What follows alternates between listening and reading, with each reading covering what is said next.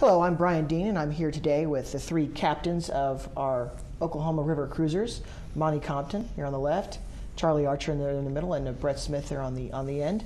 And in addition to driving the Devon Discovery and all the Oklahoma River cruiser boats on the Oklahoma River, these guys all have interesting stories that people probably don't know about.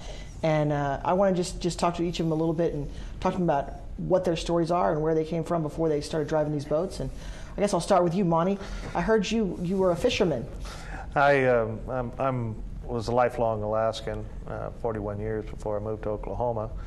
My stepdad was a fisherman. I was a fisherman. My last job, everybody says I was a crab fisherman, and in reality, I worked for the Alaska State Troopers.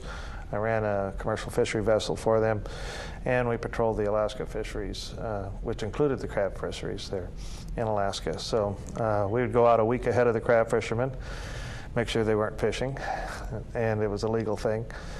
Then during the period that they would work, we would go through their crab gear. I ran a crab boat. I'd have two Alaska State Troopers with me, and we made sure they were in compliance. And then after they finished fishing, was selling their product into the different cities, Dutch Harbor or Akutan or King Cove or St. Paul or something like that. We would go back through their gear, make sure they weren't fishing. So I always call them wimps because we were out there for 3 times as much. And if any of you guys are out there watching this, they aren't wimps. These guys are tough individuals. It takes a tough breed to go out there and do that kind of work. So when you watch Deadliest Catch, it's just like I've got video of my own that's pretty much the same with it.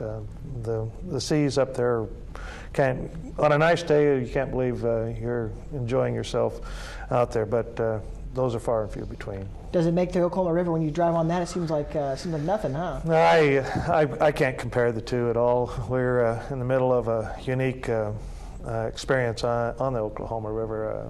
There's some foresight put there. It's really exciting to be on the river, actually. It's in comparison, there is no comparison. One's an ocean, one's a river. So. Well, Charlie, I'm going to move on and talk to you a little bit here, and you have some famous friends here. Tell us what you do on the weekends. Well, I work for Loretta Lynn. I play steel guitar for her. But I grew up here in Oklahoma, and I worked for Conway Twitty for 20 years, from 1973 till he passed away in 1993.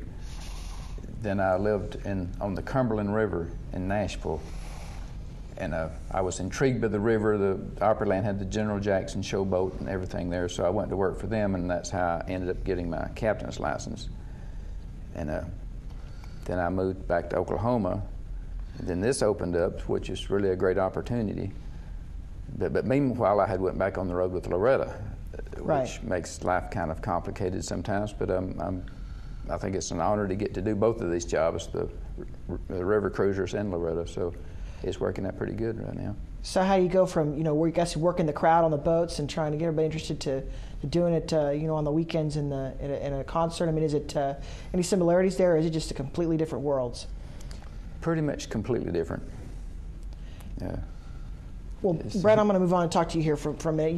You're kind of the young guy here. How much grief do they give you for being the young guy? Actually, it hasn't been too bad.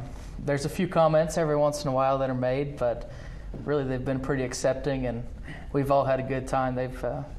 We all get along really well. We work together well, and we have a good time. I think we all enjoy doing our jobs, so Brett, makes it easy. How old are you, Brett? I'm 22 years old. And you're still a student? Yes, I'm currently a student at the University of Oklahoma.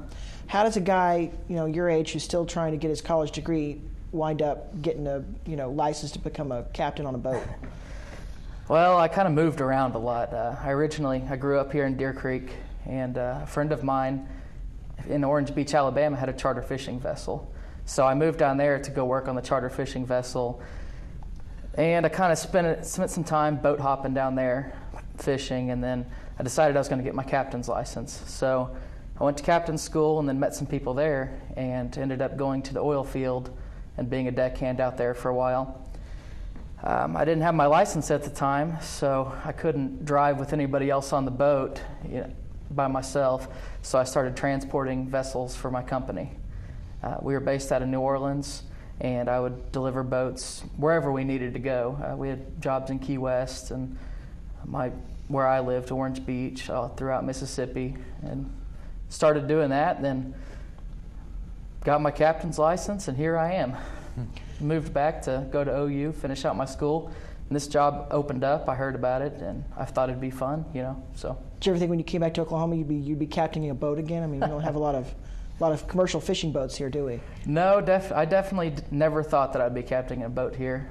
Whenever I left, there was no water in the river, and I came back, and it's just amazing what they've done with it. It's really classy, and I love the city now, and it's just a lot of fun.